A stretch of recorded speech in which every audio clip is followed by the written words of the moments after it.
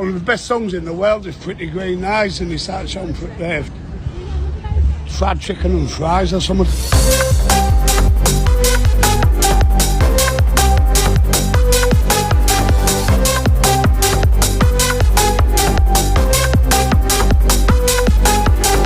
Welcome to the Fried Chicken Fries podcast, and this is episode 5. I am Richard Eastbrook. We are back on the road, we're in the field, we're in a pub recording this latest episode, which will reach you a week later than it's been recorded. So if what we discussed, the events change, we're very sorry.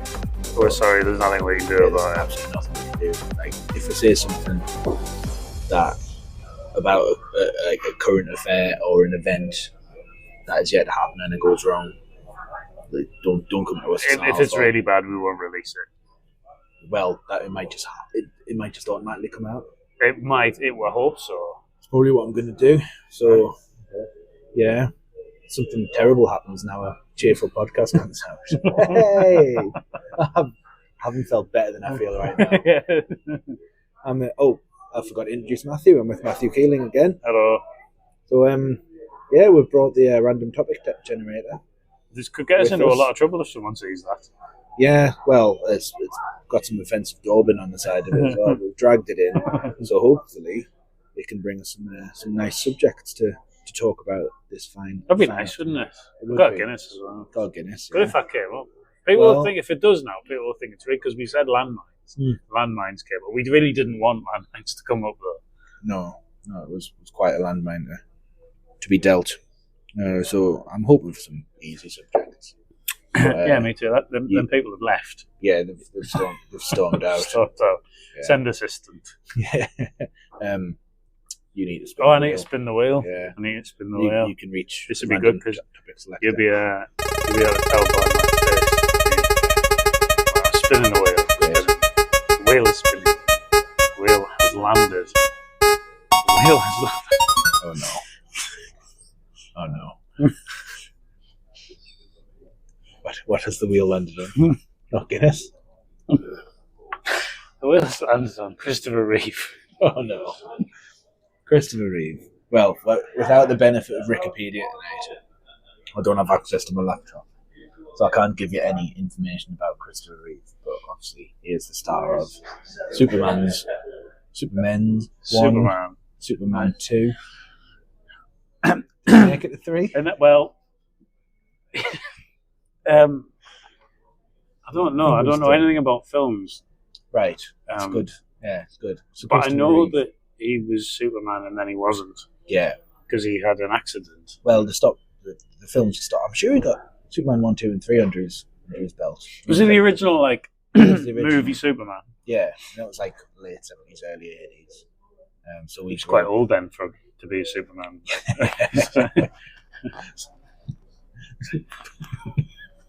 No, yeah. So they've aged badly. They've aged really badly. They haven't stood the test of time. Yeah, it's like ancient blue screen where when he's flying through the air, you can kind of see. Yeah, right. I know. I've seen clips of it on 100 best films or whatever when they've been on a Christmas day and there's nothing else on. And then the world of Christopher Reeve was rather turned upside down when he had an equestrian. He was a keen equestrianist. Yeah, he was. He rode horses. Yeah. And then fell off one, and then didn't ride them anymore. He broke his neck. Yeah. And was just paralysed. Yeah. I remember as a kid actually. I remember there was a documentary on about him and his condition,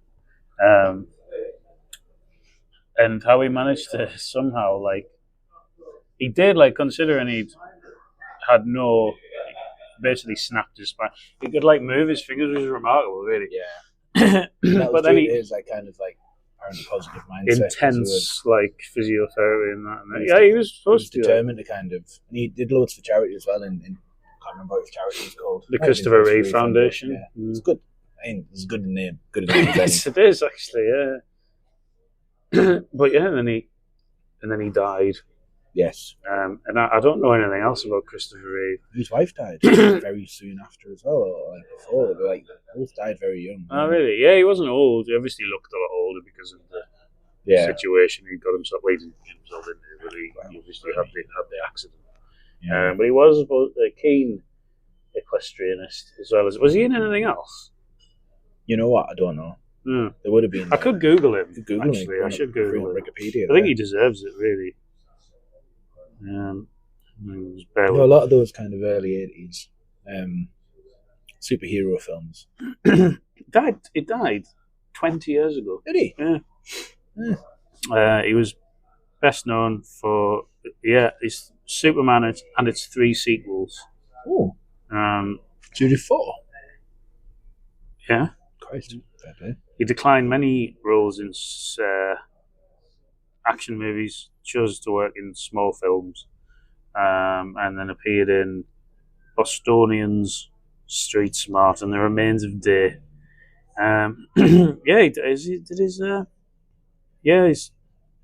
His wife died 2 years after him. Yeah. Very sad. It's sad, really sad, actually. Had children, and then he had his accident in 1995. His horse made a refusal. The witnesses said the horse began the third fence jump and stopped. Reeve fell off the horse, holding onto the reins. His hands became tangled in them and snapped his neck, basically. He nearly died, to be honest. Yeah. And there's a good story where Robin Williams came into the room and pretended to be the doctor and made him laugh. Was that before the film that he did? It must have been, actually, yeah. I think that might have been the origin story for the film. What's the film called? Pat Adams.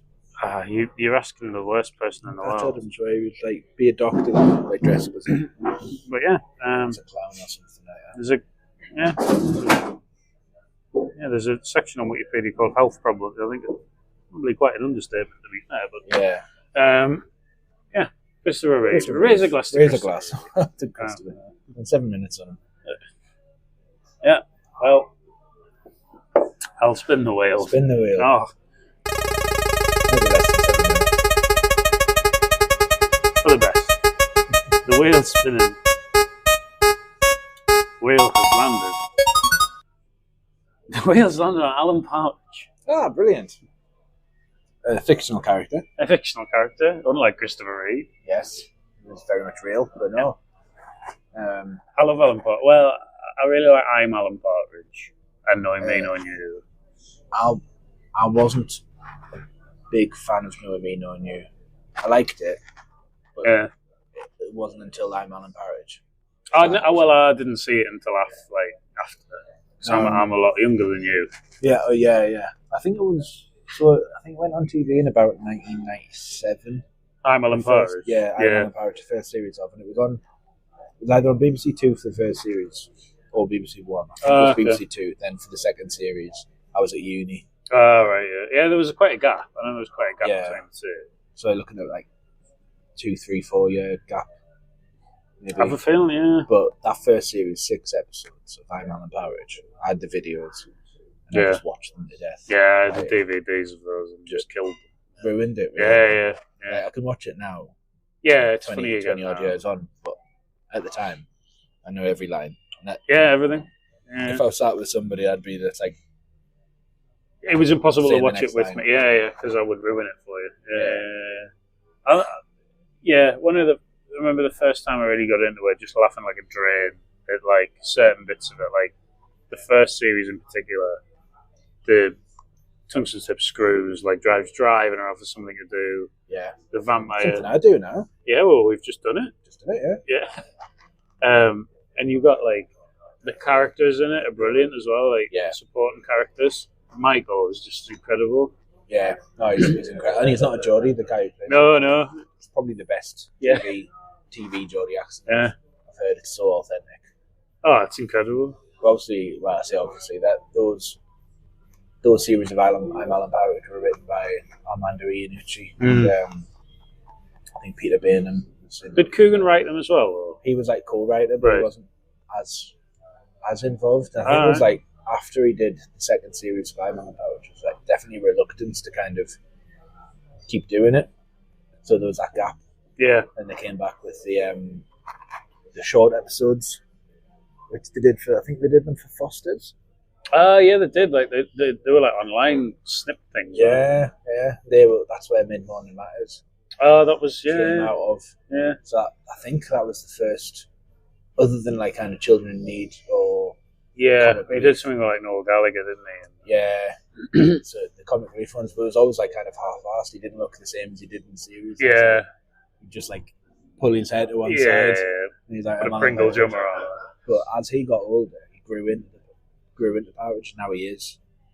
Yeah. Alan Partridge. I mean, and I know he's got like the new stuff that they've done, which came along after around Mid-Morning Matters. The guys that write them. Shit, I forgot the name. It was just like the Scissor Isles and that. Yeah, it was the brothers Gibbons. Right. Rob and Neil Gibbons. They're like massive Partridge fans, and I think they wrote his book with him. Oh, okay. The I'm Alan Partridge, the book. Oh yeah, I Partridge. When that was released, I listened to the audio book and I almost crashed the car because it was so funny. It is good, that. It's funny. It's done so much since then as well, like Places of My Life, and I've not really got as much into the later stuff, to be honest. If you don't know Alan Partridge, he's basically an arsehole, really. He's like a failed everything. He's a failed television presenter. Yeah. He's a failed radio DJ. Well, he's like a radio DJ, but he's like a local. He's based on a lot of kind of characters you see on TV. Yeah. Like, everyone's worked for an Alan Partridge. Yeah. Everyone's drank with an Alan Partridge. There's a bit of Noel Edmonds in there. Yeah. Kind of like Richard Madeley. Yeah. He's just like a know-it-all. Really like socially awkward. Yeah. Any chance of fame, he drops anybody like a shot. Yeah. So vain, so thin, like no morals at all, so shallow. Just fame hungry. Yeah. And there's 12 episodes of I'm Alan Partridge, which focus on him at first trying to rebuild his career, trying to get a second series of his chat show, and then trying to rebuild his career, living in a Linden Travel Tavern. Yeah, which I've been past. Yeah, it's a Hilton hotel Hilton in Watford. Yeah, just not equidistant between Norwich and London. No, me and myself and Gareth Barger from Wise Big Partridge fan, massive Partridge fans, and we were down in London visiting a friend. He was driving. We can't remember where we were going, but we went past it, and I saw it. Gareth was asleep in the back of the car. Oh no! And I was almost climbing out the window. It's a Linden Travel because I could easily recognise it. Yeah, it's classic. Yeah, but there's some incredible moments on there. Like it basically gets like in the second series in particular, it gets sort of like some odd bits of jobs and like the Dante Fires conference. Yeah, Lynn, some of these people have come from Stoke. That was second series, yeah. It was. Yeah, because Michael works at the hotel and then is just basically a dog's body at the hotel. Yeah. Caretaker, I guess. Yeah. And then in the second series works at the petrol station where Alan spends most of his free time. Yeah. But he still calls him Mr. Partridge. Yeah. Which kind of makes it like it's not really a friendship, is it? No. Because Alan Partridge has no friends. Because he's an arsehole. Yeah. I think it's weird that it hasn't suffered. Yeah. Because of the kind of... Because there's so much out there now that... When I was growing up, you had 2 series of No Me, No You, maybe? I think there was only one. Yeah. Might have been 2, but there was like about 8 episodes. Yeah, there was No Me, No You. There was radio stuff if you picked that up. Right. Was that the day today? The day, but there was another one as well. The first one, the week that was or something. No, it wasn't. That would have been the day. It would have been something else. There's some funny bits though, isn't there? When he's at the horse race and it's just pissing down. Yeah. Like, he's the commentator for a bit. So it was early days of YouTube. You could watch. Yeah. Like a lot of his kind of reels. Have you seen him live? Yeah, a couple of times. Good. Yes, he did. I know it's not Partridge live as such. It's the characters, is it? Yeah, he did a tour in like 2008, 2007-ish, and it was like Alan Partridge and other less important characters. Oh, I remember. Was that like Saxondale and stuff like that? Saxondale, yeah, and I think Pauline Calf. Because he did like The Man Who Thinks He's It in late 90s. No, I've not heard that. And that was like Simon Pegg and what's her face off Julia Davis. Oh yeah, yeah. Gavin Stacey. And, yeah. So a lot of those actors that. She's in Partridge as well, isn't she, Julie Davis? She's in that. Yeah. You could, because they're recovering. You could say that I took drugs. That's it, yeah. So that was good. But then, like, he came back with this tour, and it was. I remember it good. I remember avoiding a Sunderland result on the night. We went to see it at the City Hall. Oh, okay. And we had to come back and Sunderland were playing Liverpool. Oh, right. And avoided the result. That's when, I'm sorry, it's like 2008, 2007 maybe. All right. Then we saw him again when he did Stratagem.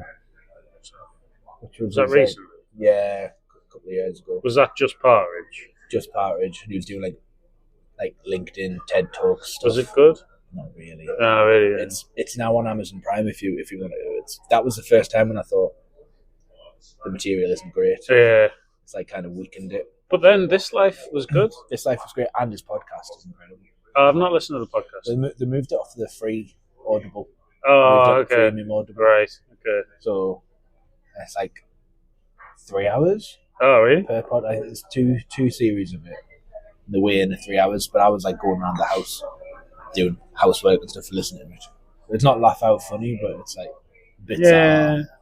I think favourite Partridge moment, just while we wrap up on Partridge, what's your favourite moment of Partridge? When he falls through the bar. Oh. It's Del Boy. Yeah, it's Del Boy. Favourite Partridge moment is when he takes Sonia, his girlfriend, in the second series to Bono's house. The whole setup. It's incredible, just incredibly. So he pretends to his Ukrainian girlfriend Sonia that he knows Bono. She's a massive U2 fan, and she asks him or tells him to take her to meet Bono. Panicking, he goes to a National Trust property, and as he drives in, she goes, "There's a lot of cars parked outside," and he's like, "Yes, Bono has the biggest collection of hatchbacks in the UK." And then another, and then he points out the Joshua Tree. Yeah. They had the biggest bowl of Elton you've ever seen. Yeah, massive it was. And he sits in a room and he goes, "Yes, he wrote." I can't remember what song it is. Like The Streets Have No Names. He wrote here and here. And then Bono comes in, and it's one of Lynn's church friends with his mum's cataract glasses. He is not Bono. He is rubbish. He's not Bono. He's the rubbish. He is, isn't he? Yeah, that's yeah. I think that's when he makes the throwaway line about the security dogs being very right wing. Yeah, and they're very right wing. I think mine is like the Dante Fires episode. It is when the guy comes into his house. And Michael's in charge of the internet computer. There's knee porn on it. And he's using the door as a table. It's balanced on a workbench. And they're like kind of like he's laughing at something, but he's like trying to figure out how to put the coffee cup down. Because Dante Fires is lifting the yeah. And then he calls and then he asks, we don't want a clown, Alan. And he goes, I just wondered if you can't. Well, there's no need for that. And you can't. You've said it again. And then he falls off the sofa. You've got to laugh. And he laughs hysterically when he falls off the sofa. You've got to laugh when you fall off the sofa. It's true. And in the same episode, he also goes, "What part of Birmingham are you from?" And he goes, "Ah, I'm actually from South Africa." And he goes, I should have guessed. And then he books the name of the room under the real IRA. Yeah. But there's so many bits, and that's all in like the space of like 15 minutes. But incredible Partridge. When he finds out that his builder John is from Manchester, he just goes, "Cotton and guns." I don't think he likes it when you do that. I'll stop it. Have you put tit corpse under the patio? No, it is like, I think like there was a phase where I didn't know, and I know a lot of people said it. I don't know where I ended in like Alan Partridge began, because I'd like just quote him incessantly. Yeah, no, same. I think before we start doing that, we should move on from Alan Partridge. Yeah, because it will just end up being that. I've already started to just quote things from the series, but just an incredible character, and particularly although my favourite bit is from the second series, but particularly the first series is so unbelievably tragic. Yeah, a lot of the time with the second series, I think they're shooting for catchphrases, knowing how many catchphrases are in the Spice World, like Cashback. Yeah, In Off the Red, that kind of thing. Yeah. They knew they were going for that, and knowing that like the next day people would be saying Cashback. Cashback's great. Yeah, we still do it now. Like I say, Jurassic Park. It means nothing. It's just Jurassic Park. But it's almost like kind of like a seal of approval if you say, because you'll know. Yeah. Oh, you're Partridge. Yeah. All Partridge, aren't we? Right, I'm going to spin the wheel. Yeah, spin it. Wheel spinning. We've got Partridge, we've got Christopher Reeve, and the wheel is now thrown up. Books. Yeah. Did you put that on? Yeah, must have. I don't want to talk about books, really. I have a problem with books, is that I've got book anxiety. What's that mean? I know a lot of people get it with like TV shows that they need to watch. Right. And that like if everyone else is watching them, they need to have watched them, and they get a bit kind of anxious about having too much content in their lives. Right. Books are great. I'm a big book fan, but I feel that like if I don't read, there's certain books that I like just want to be read, and I feel bad for not reading them. Right. There's a book I've had for 20 years and I haven't read it, and it follows us around, and I pick it up and I go, I'm going to read this. What I need to do is take it away on holiday and read it. I write for a living. If you're listening, Chris Weathers, you won't be listening. Fuck off. Yeah, you might listen. It's not showing any I've intention never read a book. I've read like an autobiography, and I've read like 100 Best Train Stations and stuff like that. I've never read, apart from at school when I had to read of Mice and Men. I love George Shoots Lenny. Which I knew. Ruin it. Which I knew because some dickhead wrote it inside the front cover. Was that you? Yeah. And then I've never like a non-fiction book. Yeah. I've never read a book.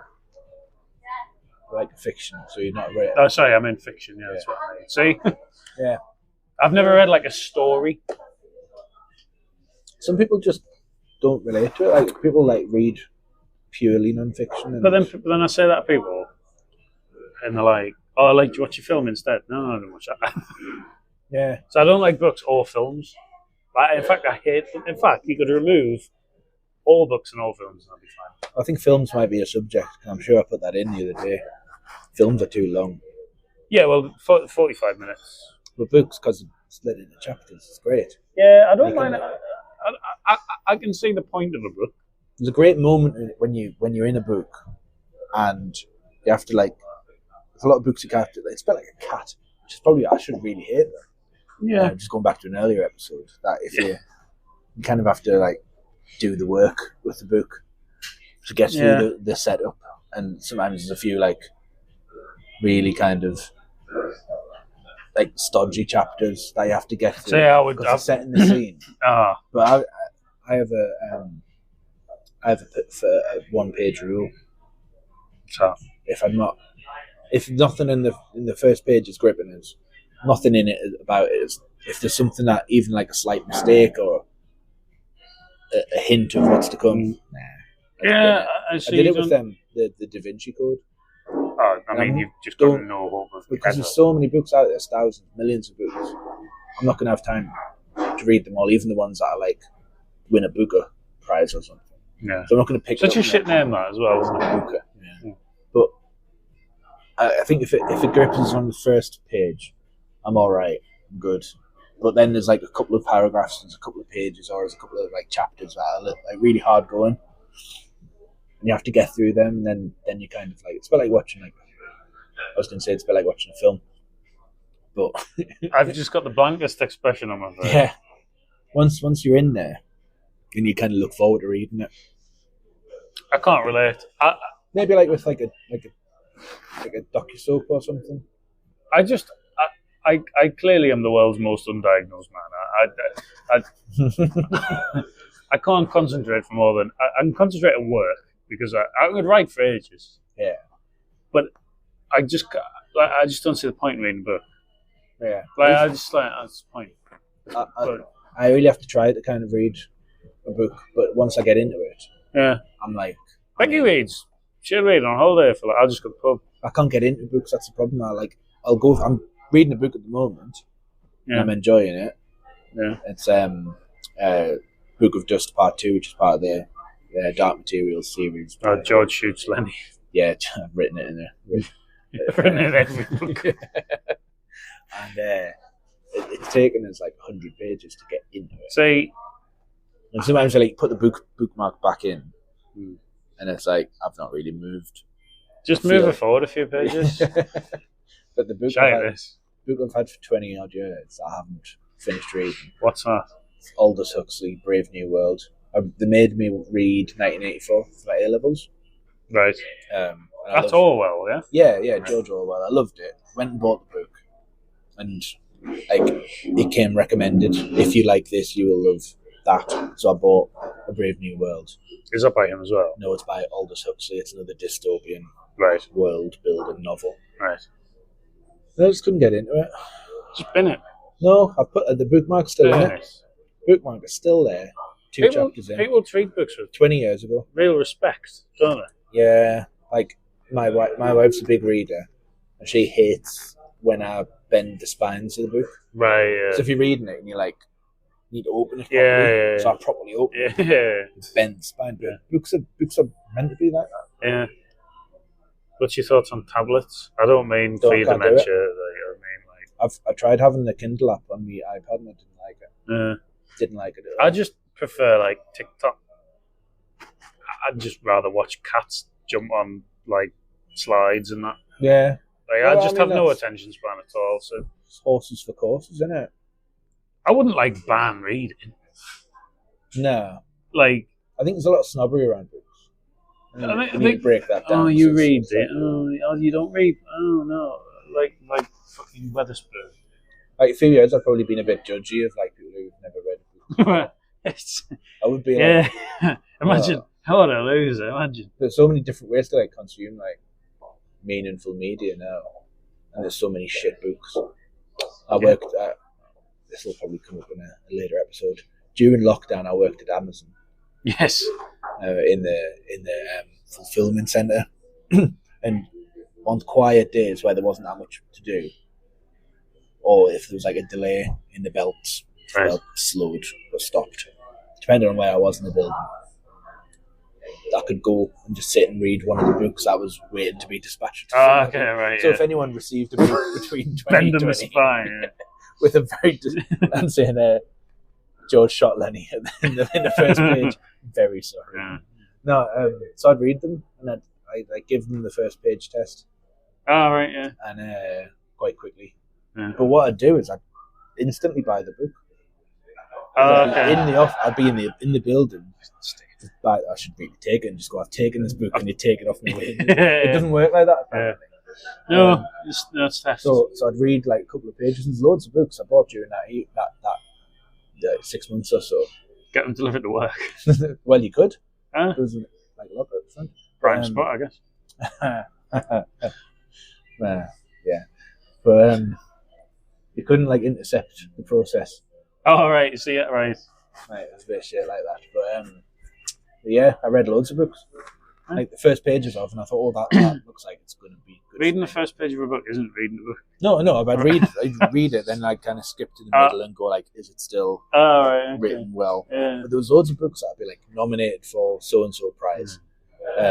So like Richard and Judy. Yeah, it would be Richard and Judy book club, and say Sunday Times bestseller. Yeah. I'll be the judge of that. Open it, it's a pile of shit.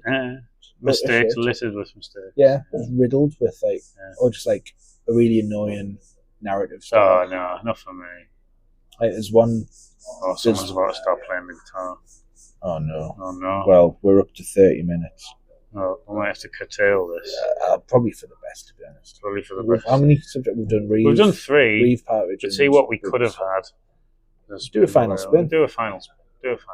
We can veto it because we have probably minutes left. There's seconds left. Radio 1 was the topic. We should veto. Talk for a while about Radio 1. Yeah, we'll leave it in the wheel. That might come back up again. It will. Who's tuning? That's E. That's E. That's a low E. You should read a book. That's E. D. See, music's better than books. G. I don't know, Richard. B.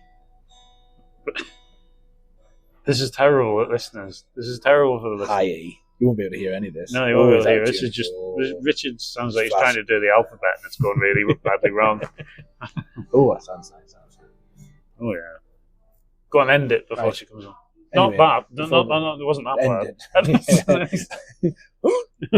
Right. Well, we'll be back next week.